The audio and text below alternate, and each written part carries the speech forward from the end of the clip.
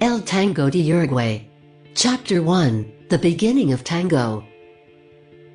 Tango, like the styles Morga and Candombe, is heavily engraved in Uruguay's history. Opposed from the popular myth that tango arose from Argentina, it actually came from Montevideo, Uruguay.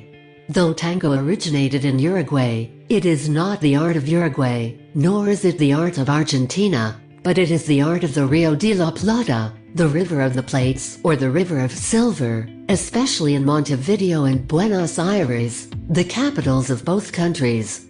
The Rio de la Plata is the river in between the two countries. Tango is one of the most important styles of Uruguayan music. Tango's fire was lit towards the end of the 19th century. Its original sound came from immigrants from Spain, Italy, the UK, Poland, Russia, Africa and the native Uruguayans.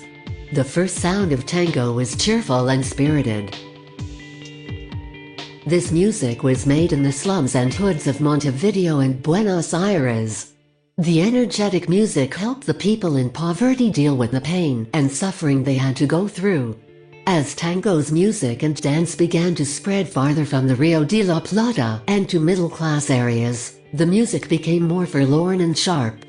Tango in middle-class areas focused on the universal issue between men and women, love.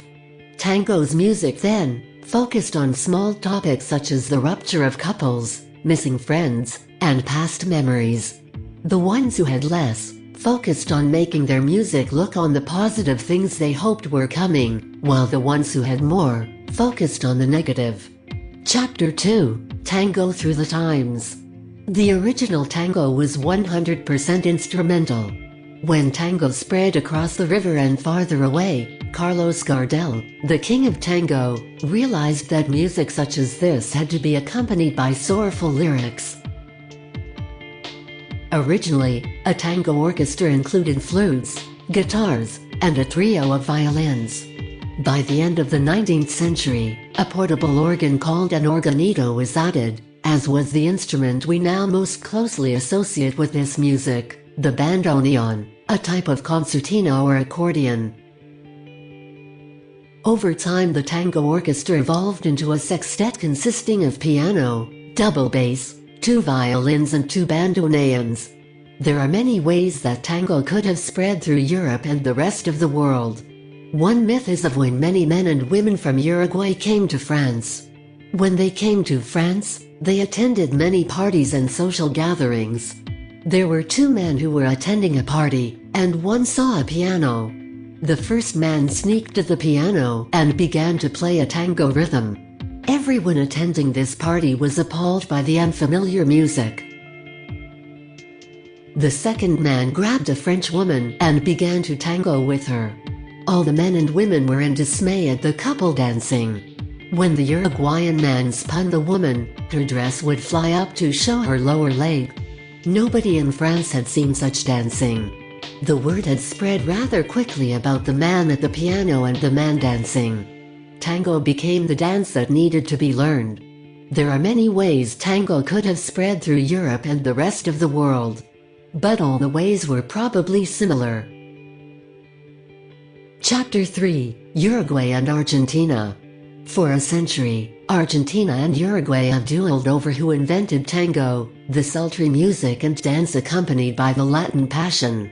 Argentinians insisted was born in Buenos Aires and blossomed as the country came of age in the first half of the 20th century. Uruguay says tango originated on the other side of the River Plate in Montevideo, and that its best song and its best singer were Uruguayan. Charles Gardel's The King of Tango's actual birthplace is disputed and evokes considerable controversy. This caused a bit more dispute between the two countries. It also got France involved. It was assumed he was born in France as there is a French birth certificate, however there is a passport stating his birthplace as Uruguay, and we know that he came to Argentina at the age of 2, hence there are 3 countries that claim him as their own: France, Uruguay and Argentina. As a result of the passport, Some Uruguayans claim that Gardel was actually born in Tacuarembó, Uruguay, though no Uruguayan birth certificate, manuscripts, or even records of Gardel's parents can be brought forward to back the claim. In fact, in 1937, when Gardel's will and origin was contested, the Uruguayan government confirmed he was born in France. Chapter 4: The King of Tango.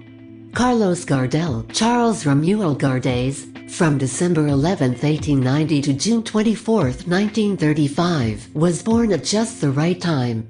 The recording and motion picture industries were just starting to make their impact on the world. Gardel had movie star good looks and a sonorous baritone voice. His death occurred at the peak of his career and popularity, at the age of 44 in a tragic plane accident. The world in general mourned. In Argentina and Uruguay he attained a cult status that exists to this day. Carlos Gardel was the first great singer of tango and to this day remains an icon in Argentina, Uruguay and much of the world. Gardel was probably born in France, as there is a French birth certificate in his name and the French birth has the most evidence supporting the claim. The Uruguayan passport he left behind after his death was probably made to avoid the French military draft. And finally, Argentina. It was in Argentina that he was raised and rose to stardom.